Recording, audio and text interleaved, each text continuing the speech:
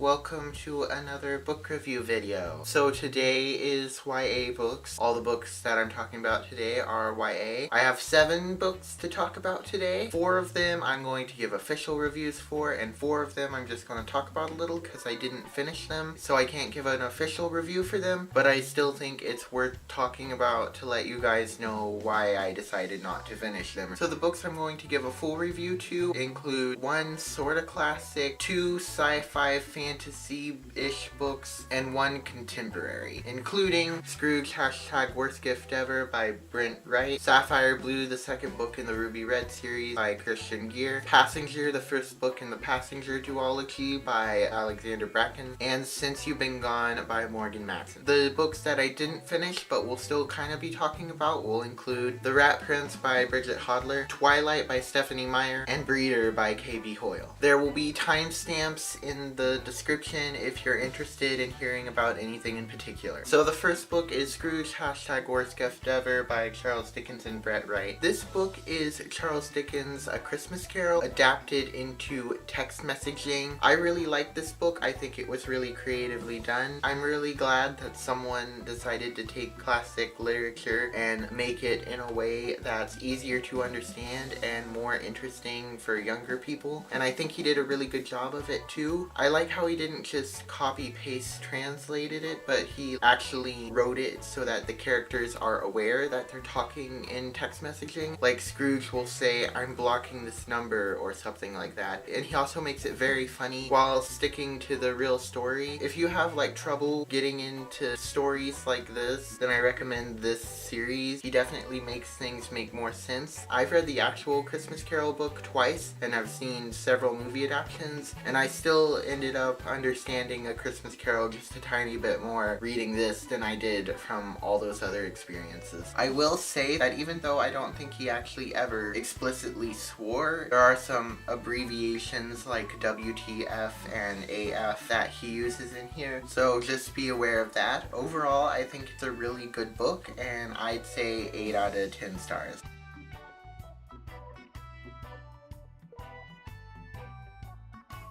The next book I'm talking about is Sapphire Blue by Christian Gere. This is the second book in the Ruby Red trilogy. I can't say much about the plot of this book particularly, but the series as a whole is about this girl named Gwen who's in a family of time travelers, but the only people that can time travel are the ones who have this specific gene, and everyone thinks that her cousin is going to get this gene, but instead she gets it, which throws her into this massive world of secrets and things that she's been shut out from her whole life and knows nothing about. It's a really fun and entertaining read. It's really funny, and the main character is a super awesome main character to follow. It's also a really fast-paced read. You can really fly through this. I definitely recommend picking up this series if you're like having a hard time getting into reading. I will say that this is one of those books that is purely entertainment. It doesn't go into any deep stuff or make you think or anything like that. It's definitely not something that's going to be sticking with you or changing the way you view the world. It's nothing like that. It's pure entertainment. I will also say that there's some language and some violence. There's also a scene or two where there's a mild conversation about sexual stuff. It doesn't get graphic or anything, and there's also a scene with a 16-year-old getting drunk. Overall, I think it's a pretty good series. I wouldn't say it's a must-read series, but if you're interested in picking it up, I don't think you'll regret it. It is also a little romance heavy. I wouldn't call it too much romance heavy. I don't like romance heavy books, and I'm still able to enjoy this, so that should tell you something. Overall, I think it's a good book to pick up if you want to. 7.5 out of 10 stars.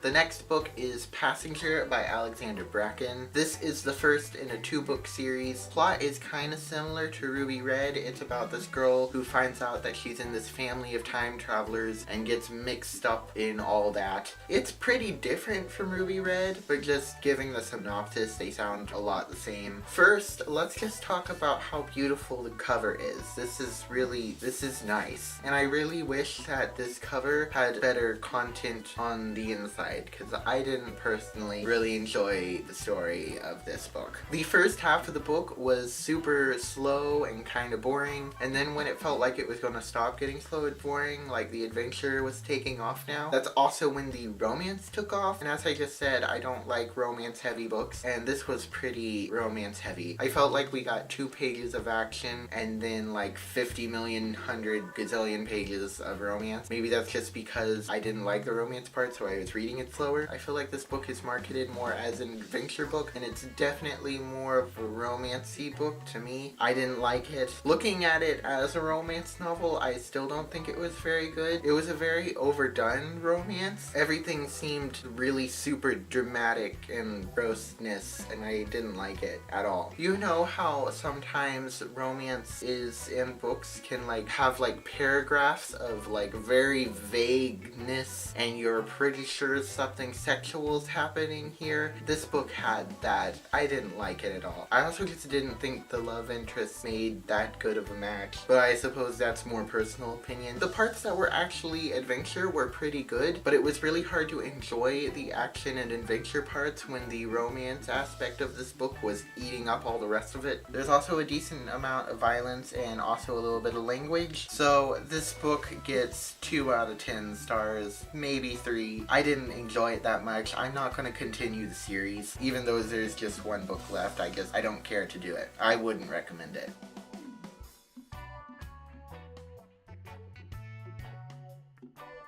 Next, I have Since You've Been Gone by Morgan Matson. This book is about a girl named Emily. She's super socially awkward and basically only has this one friend named Sloane. But then one day Sloane and her family up and disappear without a word, and she's not answering her phone, and she's not at her house, and she has no idea what's happened. But then a couple weeks after that, near the beginning of summer, she gets a letter from Sloane that's basically this bucket list of things to do, all of which are outside her comfort zone. And Emily decides to go ahead and do the bucket list, thinking that somehow she'll find Sloane when she finishes it. I really enjoyed this book. It's one of my new favorites. The whole thing is basically following this super shy, socially awkward girl as she kind of comes out of her shell through this list and doing little things that are outside her comfort zone. And I probably liked it because I related a lot to this book because I'm pretty socially awkward. If you are socially awkward, I highly recommend you read this because the way this author wrote a socially awkward character was just spot on. I kept finding lines in Emily's inner monologue that I've thought word for word myself in real life, which was awesome. So if you're an introvert or socially awkward or shy or anything like that, you definitely should pick this up. It was a very fun and entertaining book. Some of the chapters were kind of long, but I didn't even really care because I was very invested in the story. I've seen a few reviews say that this book has the F word in it. I didn't see that. I think what happened was those reviews read an earlier draft before the book came out, and then all the bad language got taken out in the final draft, because I didn't see much bad language at all. In fact, I don't think I saw any. Maybe it was like near the end and I was willing myself not to see any of the bad language because I really didn't want it to have the bad language, because I was super enjoying the story and I didn't want the bad language to pull it down any, and I'm really happy that I didn't find any. There is a romantic interest in the story, but for the most part it's not that focused on. In fact, most of the time it feels more like a friendship than a romance. Near the end, in like the last couple chapters, it started feeling more romancy and teenage melodrama-y and heavier romance-ier, so I kind of had to push myself through the last couple chapters. There was also a few loose ends that I noticed that didn't get tied up at the end, which I'm a little annoyed about, but it wasn't like an open ending or anything. I feel like most people wouldn't even notice the few loose ends that I saw. I was just kind of disappointed that those little loose ends didn't get wrapped up. In the course of this book, the main character and the love interest do make a few decisions that are kind of bad. Not because it's really bad, but because it looks bad. There is one makeout scene and one skinny dipping scene, which my main complaint about the skinny dipping scene is that the group that was skinny dipping was a mix of boys and girls. All that aside, I think it was pretty modestly done. They weren't like staring at each other or trying to look at each other or anything. They were actually being very shy and modest about it. As modest as you can be in a skinny dipping scene. Overall, I think it was a great and amazing book, and you should definitely pick it up. I would probably rate it PG-13 for those last couple things I mentioned, but I think especially for a YA book, it was pretty clean and nice. 9.5 out of 10 stars.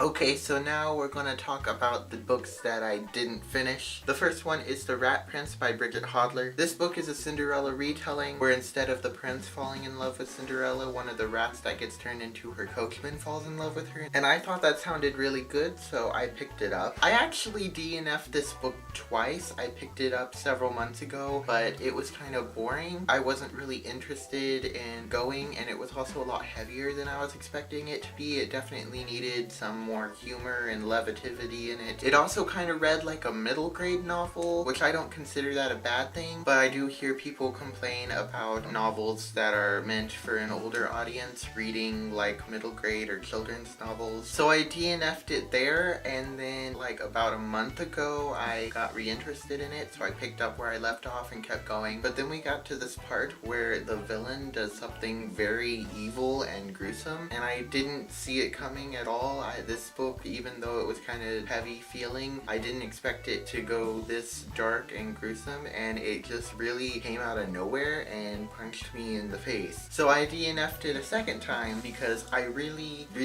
didn't like that thing that happened. It like ruined my day and a little bit of the next day. I actually think the love interest between the rat and Cinderella was the best part of the story, which says something about it because, as I just said twice in this video, I don't like books that are focused on the romance. Frankly, I wish this was a little more focused on the romance. And I do kind of want to keep reading it so that I can see how their relationship pans out and how it works. I'm assuming the fairy godmother like grants the rat permanent human form, because I really liked the way that the romance was written, but at the same time I really don't want to see the villain anymore because he just made me seriously angry with that part. So maybe one day I'll skim through it to the better parts. I don't know. The next book that I DNF'd that I'm going to talk about is Twilight by Stephanie Meyer. I read the first 3 chapters of this book and I didn't hate it or anything. It was okay. This one didn't have anything like horrible or gruesome happen in it, but this is a pretty big book and I don't think I want this much of this story. I don't think I'm really going to enjoy it. I think it's going to be 3 stars at most. I also know that it's going to be very romance focused, and we've discussed my opinion on romance focused books. And like, I just don't really care to see what happens to this girl or how her relationship pans out with this person. I didn't hate it, but I definitely didn't love it. If you read this and enjoyed this, well, good for you. I just don't want this much of this. I don't think it's worth it. I also want to say that Bella, the main character in the story, is super negative person. I'm a super positive person, and it kind of annoys me when people in real life are super negative all the time. It was actually kind of entertaining to like annotate angry notes in here about how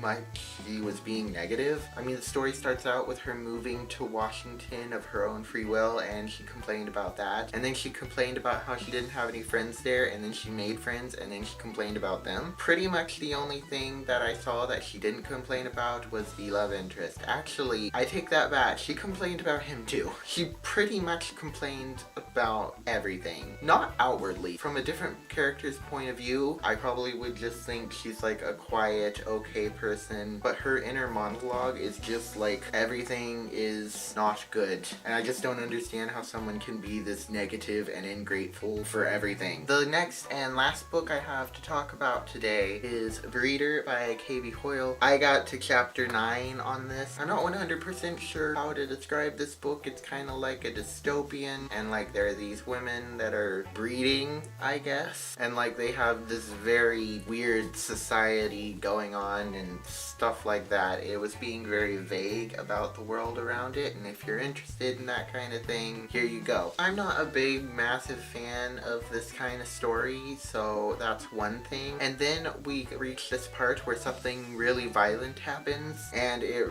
like emotionally stressed me. And usually when something really violent happens in a book and I'm super enjoying it, I'll like push past that part and move on. But this story, I wasn't invested in it, and I don't really care enough to push past the violent part, so I just put it down and didn't ever pick it up again. Maybe I'll read it again one day. I don't think the story's for me. So these are all the books I'm talking about today. If you want to hear some more book reviews, I got 2 other videos like this that you can go look at. I'll leave the links for those 2 videos in the description. Comment down below what your favorite book you read recently is, and if I helped you decide to or not to pick up any particular books. Here's a little teaser for some books that I might be reviewing in the future. If you enjoyed this video, be sure to like and subscribe and do all the regular YouTube-y stuff and make it worth doing this cringy outro thing. I hope you enjoyed this video. No, I already said that. Cut that out. If you read any of the books I talked about today, be sure to leave your opinion of them down in the comments. I think that's everything I had to say, so bye. Rah!